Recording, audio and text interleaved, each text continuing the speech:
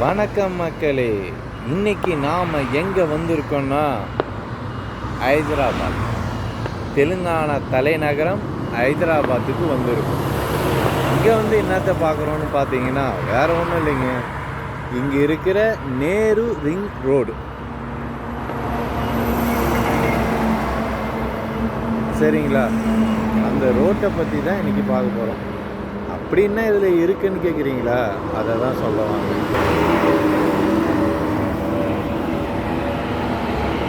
இது தாங்க அந்த ரோடு. பகலில் காமிச்சிருப்பேன்.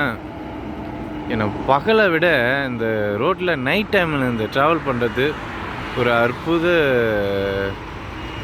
நான் சொல்லுவேன்.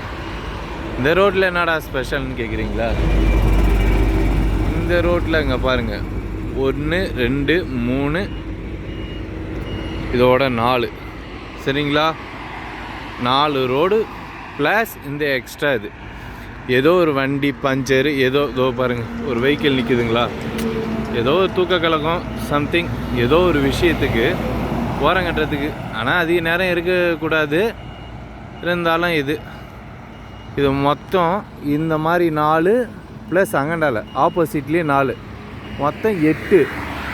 அந்த 8ல் மொதல் 2 இருக்குது பாருங்கள். மொதல் 2 ரோடு, அதாவது அந்த கட்டை இருக்குது பாருங்கள், செடிக்கு பக்கத்தில் கட்டை. அந்த மொதல் 2 ரோடும் 120 கிலோமீட்டர் வேகத்துக்குள்ளே போகிறதுக்கான ரோடு. இதுக்கு எங்கண்டால் இருக்கிற இப்போ இந்த 2 ரோடு 80 கிலோமீட்டர் வேகத்துக்குள்ளே போகிற ரோடு. சரிங்களா, இவ்வளோ அழகாக நீட்டாக அழகான பராமரிப்போடு இருக்குது. அதாவது இது எப்படி சொல்லணும்னா, இந்த ஹைதராபாத் நகருக்கு இது ஒரு கோட்டை மாதிரி. இதை கடந்து தான் நீங்கள் ஹைதராபாத் நகரத்துக்குள்ளே போக முடியும். இந்த ரிங் ரோடு மொத்த நகரத்தையுமே உள்ளடக்கியது தான் இது. பாருங்கள், ஹெவி வெஹிக்கிள்லாம் ஓரம் இந்த லாஸ்ட் ரோடு, இது போகிறது 4வது ரோடு. அந்த வாகனம் போகிறது 3, கார் போகிறது ஃபஸ்ட்டு. ரோட்டுக்கு ஓரத்தில் இருக்குது தான் மொதல் ரோடு. எந்த ஹைவேவாக இருந்தாலும் சரி, ரோடு அந்த நடுவில் இருக்குது பாருங்கள், அந்த கருப்பு வெள்ளை அது பக்கத்தில் இருக்க தான் மொதல் ரோடு. நம்ம இங்கே நிற்கிறது ஓர ரோடு, அதுலேருந்து கடைசி இது 4. சரிங்களா, அந்த ஹைதராபாத் நகரத்துக்குள்ளே நீங்கள் போகணுன்னா முதல்ல இந்த ரிங் ரோடை தாண்டி தான் போகணும்.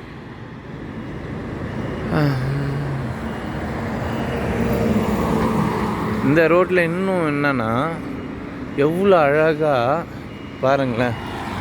ரோட்டில் இப்படி எடுக்கக்கூடாது, இருந்தாலும் உங்களுக்கு காமிக்கணுமேனு வண்டியோட வேகம். அதை விட இங்கே பாருங்கள், இந்த பூக்கள், வா, இதை மெயின்டைன் பண்ணுறாங்க பாருங்கள். காசு முழுக்க காசுங்க. நீங்கள் எந்த பகுதியில் ஏறி இறங்கினாலும் அது காசு. அங்கே ஒன்று தெரியுதுங்களா,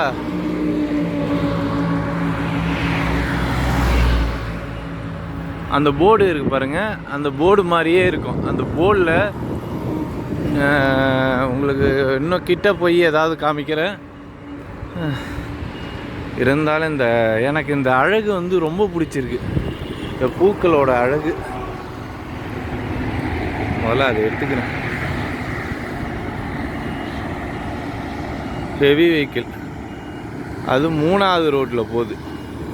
இப்போ நம்ம கட்டைக்கு ஓரத்தில் இருக்கோம். எப்போவுமே ஹைவேவை பொறுத்தவரையும் இந்த கட்டை நடுக்கட்டைக்கு பக்கத்தில் இருக்க மொதல் 2, 3வது 4வது. அங்கே பாருங்கள், ஹெவி வெஹிக்கிள் நிற்குதுங்களா, அதான் அந்த மாதிரி தூக்கம், ஏதாவது ஓய்வு ஓட்டும்போது அந்த மாதிரி இது பண்ணுறவங்களும் கொஞ்சம் நேரம் பார்க்கிங் மாதிரி இது பண்ணிக்கலாம். உங்களுக்கு அந்த போர்டு அது கிட்ட போயிட்டு உங்களுக்கு இன்னும் விவரமாக சொல்கிறேன். வண்டி அப்படியே எக்ஸ்பிரஸ் வேகத்துக்கு வருது பாருங்கள், எல்லா வண்டியும். முடிஞ்ச வரையும் 100 கிலோமீட்டர் வேகம் ஓட்டுவாங்க.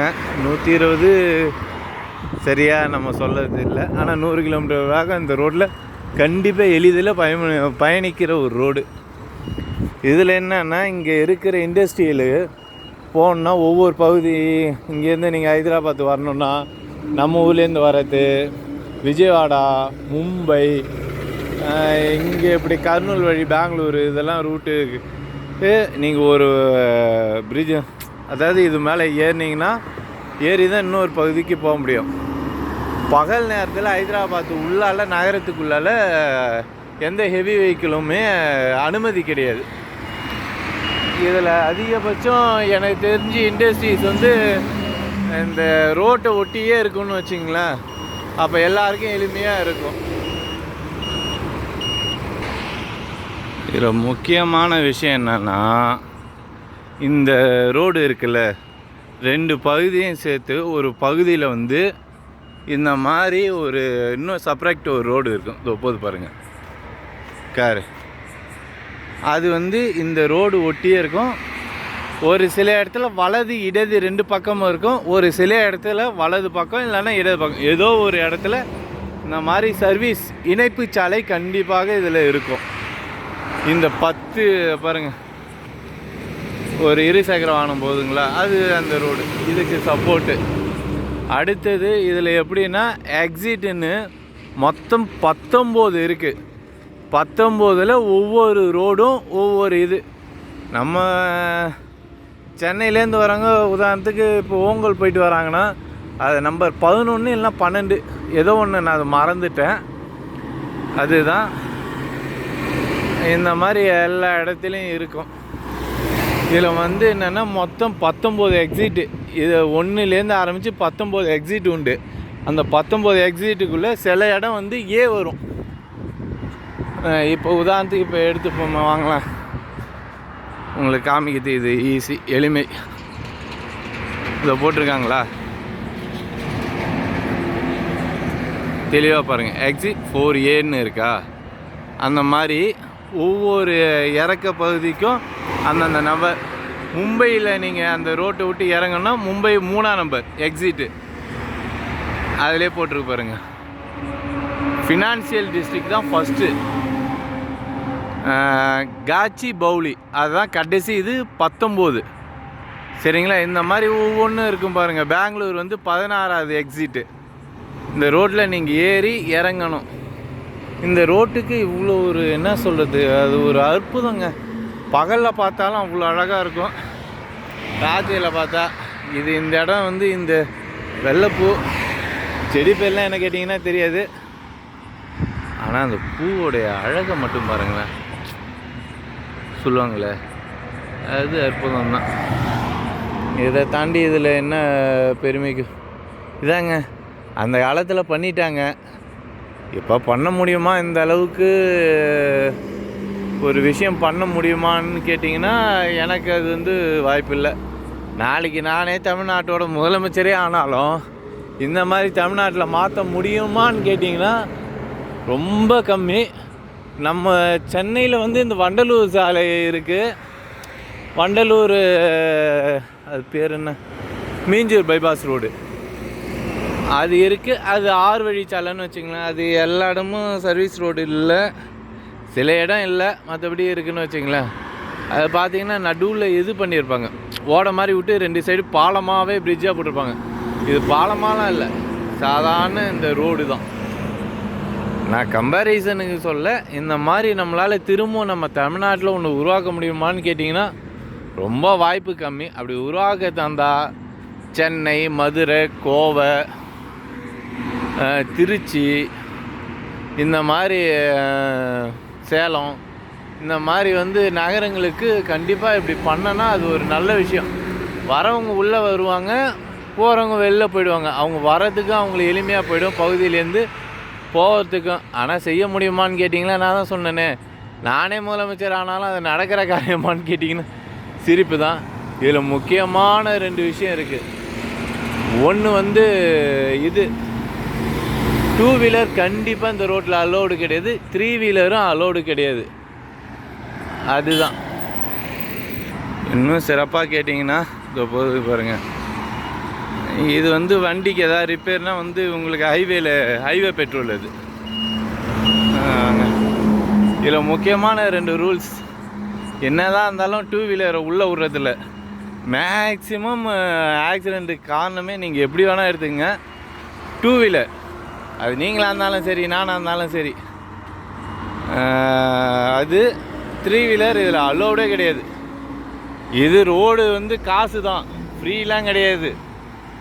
என்ன தான் காசு கொடுத்து போனாலும் கொஞ்சம் நம்மளுக்குன்னு ஒரு சாட்டிஸ்ஃபைடு இருக்கும்ல, அந்த மாதிரி தான். பட்டு வர ஹெவியாக இருந்தாலும் இதை அப்படியே பிரித்து விடணும். சரி, சிட்டி உள்ளால் போகாமல் அந்தந்து நம்ம ஊருக்கு பார்த்து இருந்தாலும் பெங்களூரு எல்லாத்தையுமே மும்பை இந்த மாதிரி பிரித்து விட்ருவோம். அதனால் இது ஒரு அற்புதமான திட்டம். ரெண்டாவது எனக்கு ரொம்ப பிடிச்சிருக்கு. இதே மாதிரி திட்டங்கள் நடந்தால் சரி.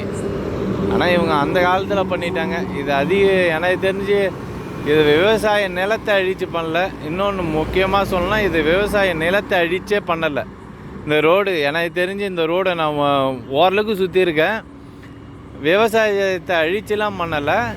ரெண்டாவது அதிகம் பாலம் கிடையாது, மேடு ஏறும். ஏன்னா இந்த பகுதியே அந்த மலை ஏற்றம் இறக்க மாதிரியே இருக்கும். சரிங்களா? இதான் மக்களே, நம்ம இன்றைக்கி இந்த ரோடை பார்த்தீங்க, எப்படி இருக்குன்னு சொல்லுங்கள். இந்த மாதிரி நம்ம ஊரில் வந்தாலும் நல்லா தான் இருக்கும். எங்கேயாவது ஒரு நல்ல விஷயம் நடந்ததுன்னா நம்ம ஊரில் நல்லதாக இருந்தால் நல்லது தானே. நான் நம்மளை குறை சொல்கிறதுக்காகல, எங்களுக்கும் அது கிடைச்சா நல்லது. இது ஒரு நல்ல விஷயந்தான். நன்றி.